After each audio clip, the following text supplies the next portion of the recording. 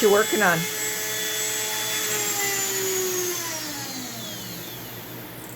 I'm fitting these truss rods and installing them for their final fitment. What all's involved in that? Yeah, what do you got to do to that? Those are walnut, right? Yep. There's a lot of work involved in that. The first thing I'm doing is cutting my keyway for my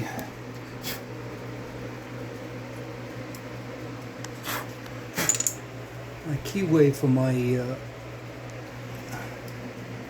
key rods.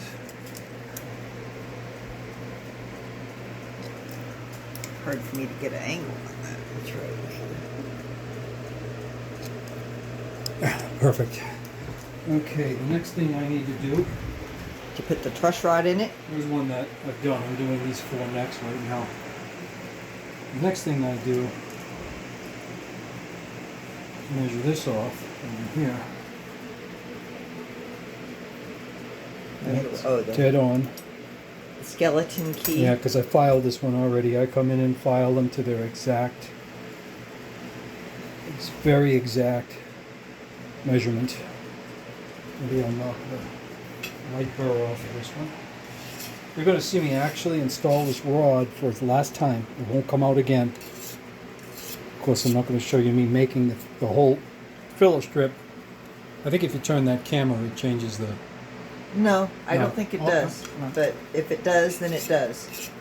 People can just get over it. All right, so now... Oh, one thing I want to show you quickly is it's so rewarding when you punch that hole this way. When you punch that hole in there with using your jigs and everything that you spent all that time on, and that rod comes in, and the bottom of that hole is literally right on the ramp. Look at that. Look at it. I mean, it's so dead on. It's not even funny. That sucker is right on the ramp. That's rewarding. When you remove that last bit of wood. Oh, I can actually see the camera there. Oh yeah, yeah. I tip it up a little bit. Look at that. Okay, so now what I'm going to do, after I've already worked 45 minutes on fitting this one, not the slot and everything. That's a whole lot of work that was done previous to that. Yeah, 45 But- minutes is nothing. Yeah, but so now, You got a little tooth on the end of that skeleton key, huh? what are you talking about? A little grabber. Yeah, well, that's the skeleton. You know, I should have brought a skeleton key in so people can see what a skeleton key looks like. Should I go grab one? Yeah, 'Cause it's everybody kinda knows fun. what a skeleton key Yeah, I don't looks know. like. Some young guys don't, though. Well, they can look it up. It's on Google. Okay. Look up skeleton key in case you're really young. I'm old. I grew up in houses that were already 100 years old in the 70s. And they actually used skeleton keys. All doors in the house. I And- lived and in an all- old place in Ohio where I actually had a skeleton All your key. neighbors' houses had them too, you know. 100-year-old houses and stuff. Buck Brothers. Of course, now they're... See these? These are Uh-huh. fantastic. Buck Brothers. And there's a lot more chisels over there. You know where I got most of these chisels? Where'd you get them? Got them from Bob Cavanaugh back in Boston in 1979 or 1980. He got sick of Wurlitzer, and I guess, and he went over to, see that? It's nice and smooth and very tight, okay? Going through that hole. Mm-hmm. So he went over to a place that was brand new at the time. Their first, Carnublewax, their first little franchise store was Woodcraft in Woburn, Mass.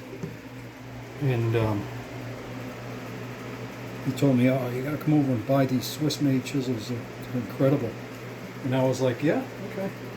And then he sold me these Buck Brothers out of his personal collection. They were brand new old stock that he already had his own. He didn't need them. He was a good guy, Bob Cavanaugh.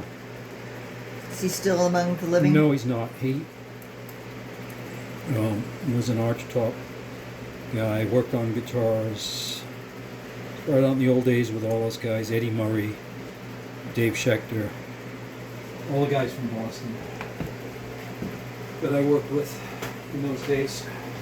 I worked with Bob at Wurlitzer, and then Bob, he was a lot older than me. Might have been older.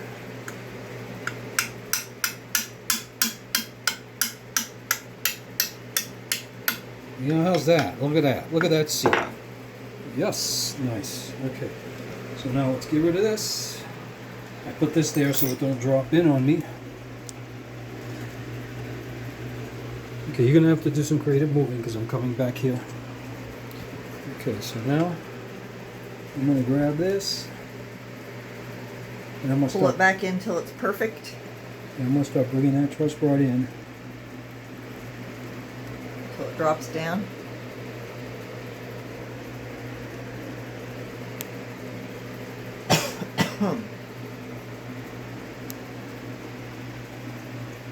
Yeah, it'll be a little boring for a second, but then you'll see.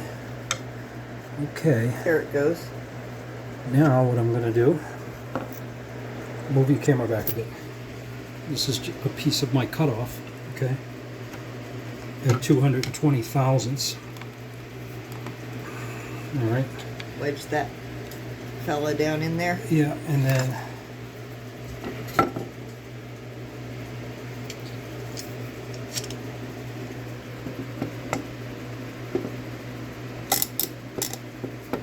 I'm going to make a good hard push. Yeah, I'm going to make a filler strip for this, obviously, in a second here, but I probably won't keep you guys around for that. But I just want to show you something here. You're going to have to follow me with that camera. I'm trying to. Okay. But move it around then. It's hard for me to do this with trying to be in your best light for the angles. Well, I do my best to try and get in there. That truss rod is in there good. Let's get a good shot of it. No motion at all. See that? That truss rod is on the curved slot.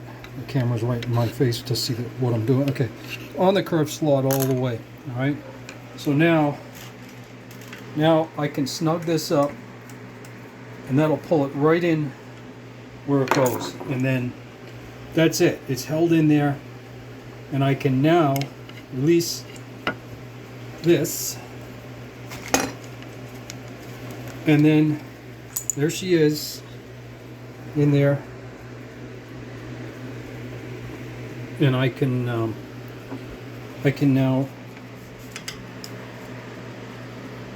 right there. I would straighten that out right there, and then when I build my filler strip like this one has now, this one's done. That neck, huh? That's Knot's neck. That's for Knot. Then I have my filler strip very tight, because I like them very tight. Walnut. I'll bring them down on my planer to about 220 thou, and then I sand these in with no more than, like this, to get them to fit perfectly. Because there's no way that slot's cut on a perfect shaper blade, but if you put a caliper, it would be a couple of thousandths bigger, then smaller, then bigger, because the blade's it's going 10,000 RPMs. It's gonna have some motion in it. It's impossible. A little wobble. Any other way, And I would glue these. This one's ready to be glued, and then smash down onto that rod with the clamps. Just with glue. It's a light tap. And carve it all off. Yeah, and then all the big work starts on first the fillet, and then the.